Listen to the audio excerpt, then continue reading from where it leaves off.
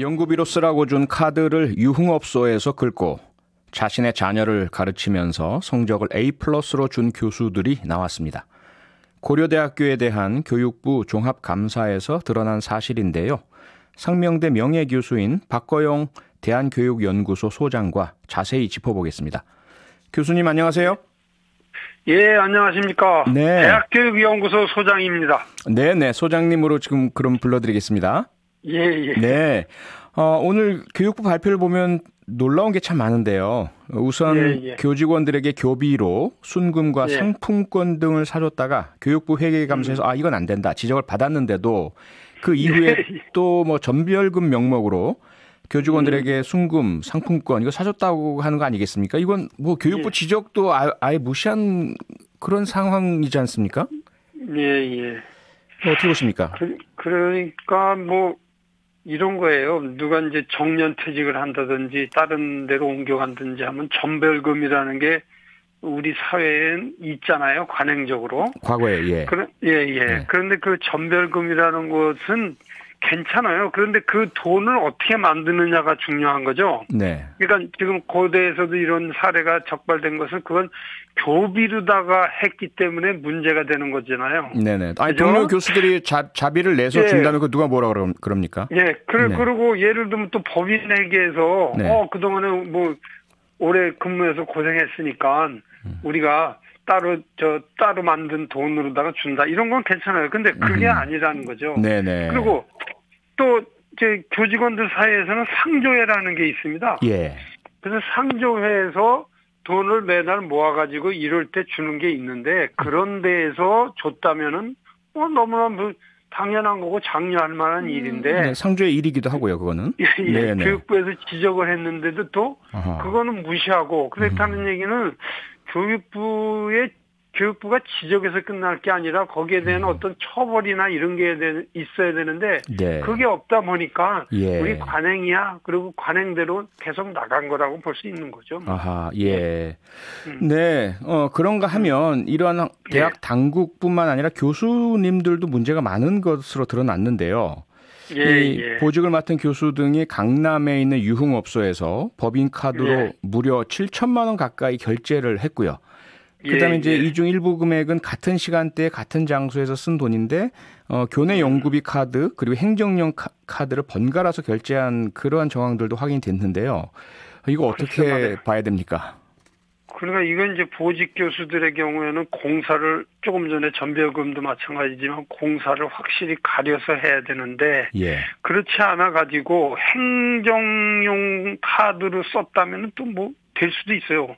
근데 이게 연구비 카드를 썼다는 건 이건 굉장히 큰 범죄 행위라고도 볼 수 있죠. 범죄죠. 예. 그렇죠. 그러니까 이게 무슨 비리 정도가 아니라 범죄 행위를 했는데 계속 두 번째 얘기하지만 그런 범죄 행위에 대한 처벌이 매일 뭐 솜방맹이다 이런 얘기하는 것처럼 너무 약하고 그 학교 구성원들 사이에서도 이런 거에 대한 처벌 의식이 좀 약해요. 그래서 이런 것들에 대해서 이 기회를 통해서라도 구성원들 학생서부터 시작해서 직원, 교수 전부 다 명심하고 그런 거에 대한 엄정한 처벌이 있도록 해야 됩니다. 네, 소장님께서 지금 엄정한 처벌을 해야만 이런 잘못된 사례를 막을 수 있다라고 말씀을 해주셨는데 문제는 몇 년 전에 회계감사에서도 같은 문제 유흥주점에서 법인카드 결제 사실이 적발됐는데 교육부에서 뭐 그다지 높은 처벌을 하지 않았다 이런 이야기가 있던데 어떻게 된 겁니까? 그러니까 이제 징계는 경징계하고 중징계가 있어요. 학교에서는 근데 이제 경징계라고 하는 것은 감봉한다든지 견책 이런 거로 끝나는 거고 중징계로 가면 제일 심한 게 파면이고 그다음에 해직 그다음에 정직 1개월, 2개월, 3개월 이런 게 있어요. 그런데 예를 들면 파면을 했다던가 해직했다는 경우는 들어본 적이 없고 대체적으로 중징계라고 해도 정직 1, 2개월 정도로 끝났기 때문에 뭐 해봐도 큰 타격이 없으니까 하는 거고 학교 내에서도 어떻게 보면 자기 식구들 감싸기 식으로다가 되어온 관행들이 이번에 드러났다고 볼 수 있는 겁니다. 네, 이건 뭐 일반 시민들이나 학생들 또 학부모님들이 아시면 정말 분노하실 만한 내용인데 명백한 범죄 행위가 대학에서 이루어졌다는 이유만으로 경징계나 가벼운 중징계로 끝난다는 사실은 참 납득하기 어려운데요. 또 하나 문제가요. 최근에 우리 청년들이 가장 관심을 갖고 있는 게 공정 문제 아니겠습니까? 그런데 가장 이제 공정해야 할 대학교 내에서 교수님들이 자기 자녀라는 사실을 밝히지도 않고 그다지 근거도 없이 무조건 뭐 A+를 주는 이 부모 찬스가 만연해 있다. 이런 문제가 이번에 적발된 거 아니겠습니까? 이것도 사실은 이제 학사 관리라고 하는 부분이 교육부에서 관리하는 대상이라고 볼 수 있어요. 학생들에 대한 학점이 제대로 주어지고 있는가 이런데 그런데 이제 성적이라고 하는 것은 교수의 재량이 상당히 작용하고 있죠. 그래서 이제 그런 문제들을 막기 위해서 대학교에서는 절대평가에서 상대평가로다가 많이 바뀌었어요. 그렇죠. 그렇지만 그럼에도 불구하고 부모 찬스라는 말이 나올 정도로 자녀나 뭐 지인들의 자녀들의 경우에는 특별히 또 하더라도 이것을 막아낼 수 있는 방법은 사실은 없어요. 그래서 이런 부분들은 어떻게 보면 교수들의 학문적인 양심에 따라서 해결이 돼야 되지. 그렇지 않고는 상당히 어려워요. 아까 앞에서 얘기한 것도 학교 내에 자체 감사라는 게 있습니다. 외부 감사가 없더라도 자체 감사라는 거는 1년에 한 번씩 꼭 있게 되어 있는데 이 자체 감사라고 하는 것도 형식적인 데 그치고 있지 정말로 자체 감사에서 문제점을 드러내고 자체적으로 해결하는 자정하는 게 제일 중요하지 않습니까? 근데 그게 잘 안 되고 있다는 거죠. 그런데요, 소장님, 문제는 이번에는 고려대가 이제 교육부로부터 사상 처음으로 종합감사를 받아서 이런 문제들이 다 드러난 건데 작년에는 연세대학교하고 홍익대학교에서 감사를 받고 또 갖가지 비리가 적발됐었지 않습니까?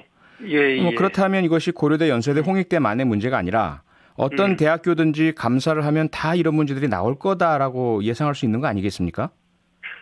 그렇죠. 근데 그거는 이제 무슨 얘기냐 하면 교육부의 감사, 학교 내부의 내부 감사라고 하는 것들이 있는데 우리나라에서는 이제 역사적으로 보면 이렇습니다.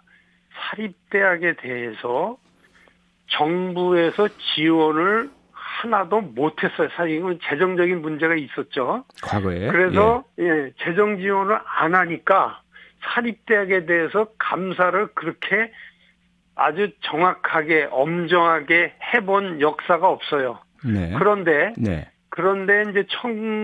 1990년대부터 정부에서 사립대학에 대해서도 일정 부분 지원을 해줘 오고 있습니다. 그렇죠. 그러니까 그때부터 사립대학에 대해서도 감사를 정기적으로 하는 종합감사가 있어야 돼요. 그런데 그 종합감사를 못하고 부분감사 내지는 사안감사만 해온 거예요. 근데 이 부분감사 내지는 사안감사는 뭐냐 하면 무슨 입시 비리가 있네? 무슨 재정 비리가 있네? 그러면 그 사안에 대해서만 부분감사를 해왔던 거지 그거랑 상관없이 4년이나 5년에 한 번씩 모든 대학들이 종합감사를 받아가지고 문제점을 해결하는 식으로 시스템이 정립이 안 돼 있다라는 거죠. 그런 것들에 대해서 교육운동단체들이 오래전부터 얘기를 했어요. 근데 그게 시행이 잘 안 돼갖고 지금에 이른 거죠. 그럼 문제는 뭐냐면 참 이 교육이란 것이 국가 백년지 대계고 모든 학부모님들 또 청년들이 가장 좀 공정하길 바라는 것이 대학교인데 이렇게 비리가 만연하게 된 상황, 교육 환경 이거 참 문제일 텐데요. 소장님이 보시는 어떤 대책 이런 사립대학들의 부정 비리 근절을 위해서는 어떻게 해야 된다고 보십니까? 뭐 우선은 이제 그 사립학교에서 이제 문제가 되는 부분들은 우선 인사 문제가 있고요. 네. 재정 문제가 있고, 예. 그다음에 학사 부분이 있어요. 네. 그러니까 학사 부분에서는 학점이라든가 뭐 입학에 관계된 문제가 있겠죠. 예. 재정 문제는 회계상에 지금 우리가 얘기했던 거가 들어갑니다. 그렇죠. 그다음에 이제 그거 말고 인사 문제가 또 있어요. 예. 그거는 이제 교직원들을 뽑을 때 네네. 공정하게 뽑느냐 뭐 하는 것들. 네. 이렇게 크게 말하면 세 분야가 있는데 예. 이 세 분야에 각자 문제가 없을 수는 없잖아요. 네.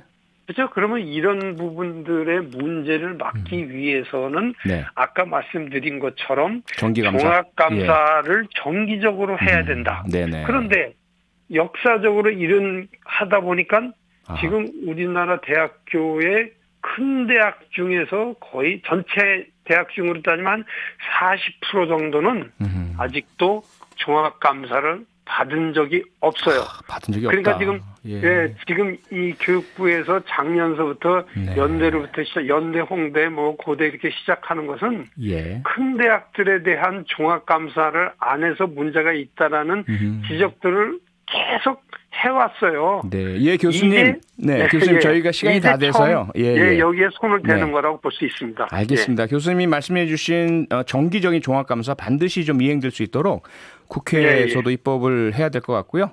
우리 사회 관심 많이 가져야 될 것 같습니다. 많은 분들이 지금 그 문자를 보내주셨고요. 소장님 말씀에 많은 그 지지와 응원 보내시니까요. 계속해서 좀 관심과 노력 기울여 주십시오. 예. 네. 감사합니다. 지금까지 박거용 대학교육연구소 소장이었습니다. 고맙습니다.